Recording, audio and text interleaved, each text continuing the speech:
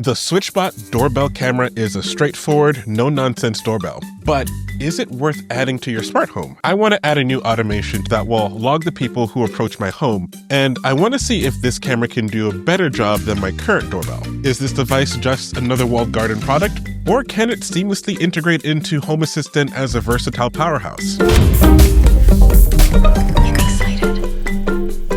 This video is sponsored by SwitchBot, and they sent me their smart video doorbell along with their solar panel attachment. Now, the build quality of the doorbell isn't bad.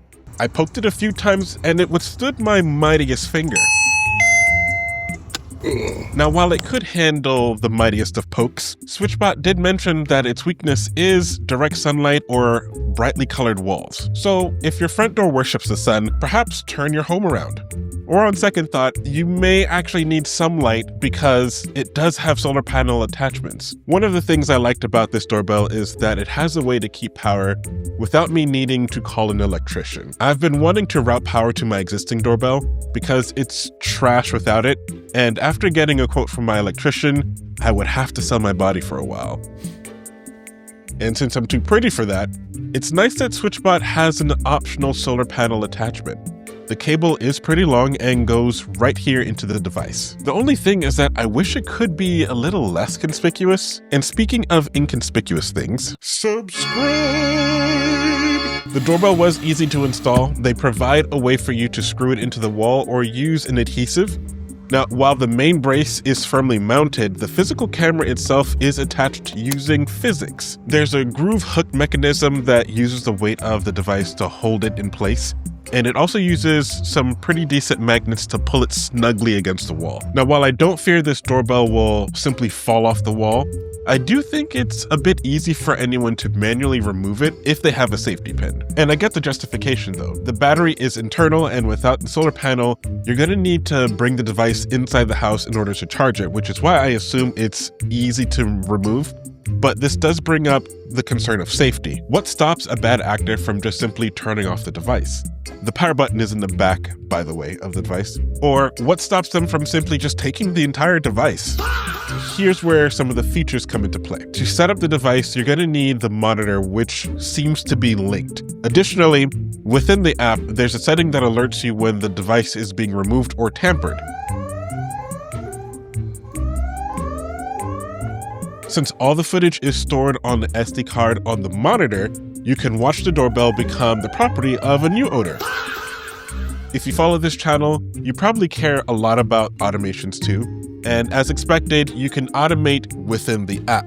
You can trigger automations based on the motion sensor in the doorbell, or you can use object detection to see if they're animals or people or cars. And it also makes a few actions available, such as the ability to trigger night vision and disable other sensors, and even trigger an alarm on the device. And all of this you can do within the app using their automation system. Something else that you can do is you can pair the doorbell to specific locks. This will give you access to use those locks within your automations. Now, while I think the options that they provide in-app is pretty good, outside the app, not so much. I mentioned I wanted to replace my current doorbell with one that can integrate into my smart home and allow me to create a custom automation, specifically the one that can help me with the whole logging of people as they approach my door. Now, I was excited to try out this device because this device is Matter enabled and does advertise that it can connect to Home Assistant, but you can't do anything with it.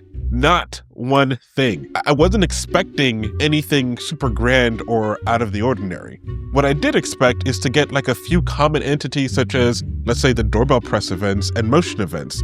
But you can't even get any of those. They even have the monitor, which has buttons on it as well. You don't even get any of those presses. In the app, it also mentions being able to set up local RTSP. The idea is that you can stream the doorbell feed into your, let's say, NVR, but to be honest, it's not that useful either. Here's the thing with like battery-powered cameras. Oftentimes, they don't have a constant going stream like its PoE counterparts. So whenever it's not being used, the stream typically cuts out. And I did expect that. But I did expect that there should be at least a way to manually activate the camera. I did speak with the team at SwitchBot, and they told me that they are planning on expanding the Matter capabilities to capture more events. But unless they give you the ability to manually turn on and off the camera stream, I'm not sure if any of those events would be super useful, to be honest. Now, if this is your first device into, let's say, creating your whole smart home realm, or you want something that's super simple to operate, this device is pretty good. I can see, for instance, grandparents or people who aren't technically inclined using this feature because it's straightforward and really simple. You can easily see who's at the door and talk to them through the monitor, or you can use canned responses if you want another layer of privacy and security. Thanks for stopping by. Please leave a message. And all of that's pretty easy to do here. And if you have a lot of SwitchBot's products, like the door lock or the curtains and some other stuff, you can integrate all of those things together within the app using their automation system. But if you're like me and you like cannibalizing your tech into your existing smart home, then this leaves much to be desired.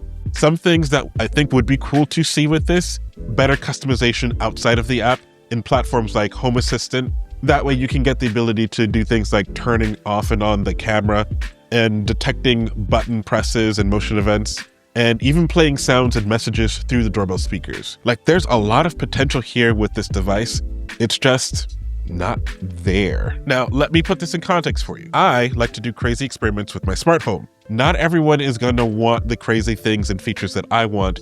And if that's the case, there's a link in the description where you can use a discount code so you can grab a device for yourself. That link is going to last only a short while, so hopefully you were subscribed and you saw this video early. However, if you're seeing this video late, subscribe!